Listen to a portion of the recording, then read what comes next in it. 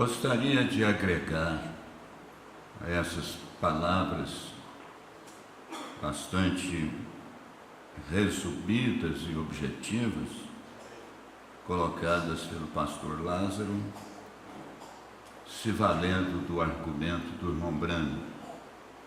Ele sempre fala do padrão, um padrão. E veja assim, olha, para o batismo, não pode jamais cair na cabeça de qualquer pessoa que vai se batizar, de que ele começa uma vida de cristão depois do batismo.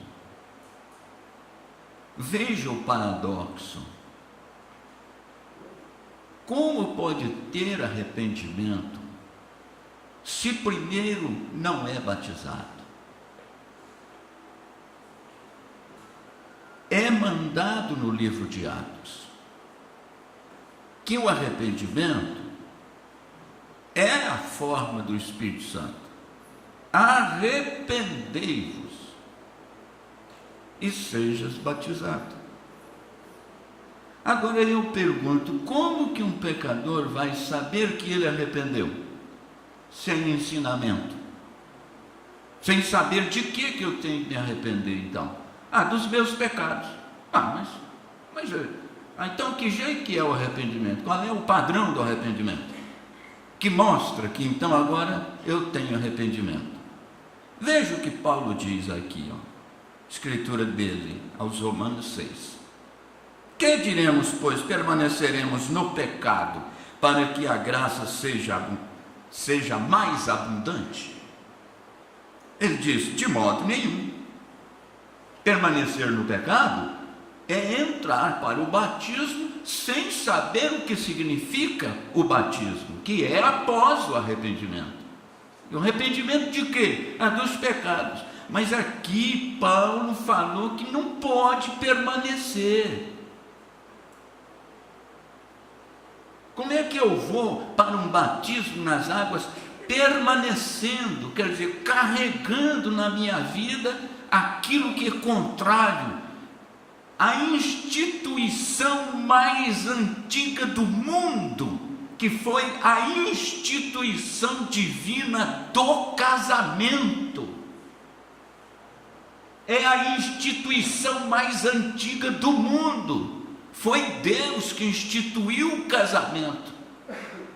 Então se trata de um casal, não tem como ele mostrar para mim arrependimento para ser batizado, se ele não está casado de acordo que é a instituição mais antiga do mundo. A lei que instituiu o casamento, é claro, já diz que é uma sociedade entre duas pessoas que propõem viverem vida em comum. E para viver a vida em comum, Deus inspirou cada rei ou cada elaborador de lei que fizesse a lei lá, o lugar onde se baseia que para viver junto com uma mulher, você tem que ter aquela certidão, aquela permissão para isso. Esse é o natural, mesmo independente de religião, de qualquer coisa, ficou para o ser humano. Por isso que quando você ouvir um ministro pregar que vem, eu te batizo do jeito que você está, depois você faz, é falso. Amém. É falso. Amém. É falso. Não vai nessa não. E fica com sua vida sem mostrar. Você quer mostrar uma vida que está permanecendo no pecado para que a graça seja mais abundante? De modo nenhum. Não sabeis que todos quantos fomos batizados em Jesus Cristo, fomos batizados na sua morte? É provar que morreu a vida errada tem que arrepender dela e ser batizado. E agora, essa vida de viver, como dizem, amontoados, esse tipo de vida que as pessoas querem e vivem aí, o diabo botou na cabeça deles que é a mesma coisa dos animais. Deus só não instituiu casamento para o reino animal. Por isso eles continuam lá do jeito que foram criados. A multiplicação deles continua naquela mesma palavra falada de Deus para o Adão e Eva. Mas o Adão e Eva não conseguiu. Os animais conseguiram, porque eles não pecam, eles não têm alma. Eles estão multiplicando lá. Aquela raça de porco que ele coloca lá, eu quero tirar uma série de crias desse cachaço aqui. Ele pode pôr quantas porcas for, e ele está certo, ele tem que enxertá-las todas. Não tem instituição de casamento entre os animais. Agora nós vamos ser tratados como animais irracionais. Você, pecador, que vai tomar o caminho de Jesus Cristo, fica sabendo disso. Por isso que é comum pessoas não crentes querem vir para a igreja, e você faz a pregação, chama ao arrependimento, ele vem, anunciamos, você deve ser batizado, ele chega e muitos têm chegado para mim como para vocês, eu quero muito ser batizado, mas eu não sou casado. Quem é que pôs isso nele? Quem foi que pôs? É a natureza divina no princípio. Quando eles escolheram trazer a multiplicação dos filhos através do sexo, Deus instituiu o casamento, e o profeta disse: para quê? Para legalizar o nascimento dos filhos. Vocês creem nisso? Tem que refutar esse espírito de que é simplesmente ganhar e ajuntar as pessoas. A mensagem veio para juntar eleitos que submetem a palavra.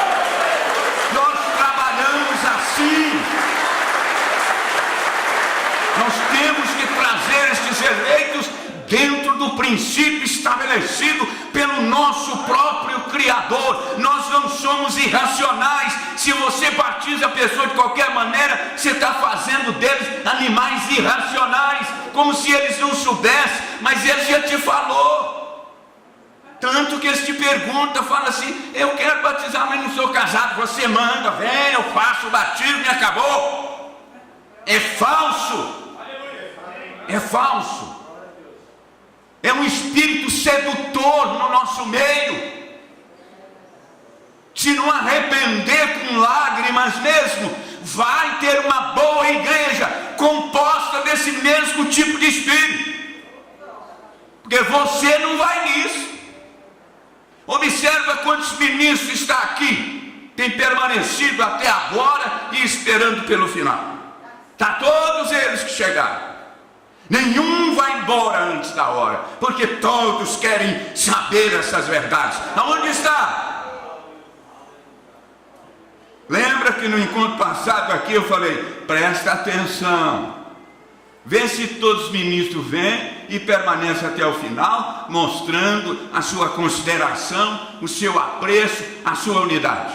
Agora vem de novo, dá uma olhada, vê se está todos aí.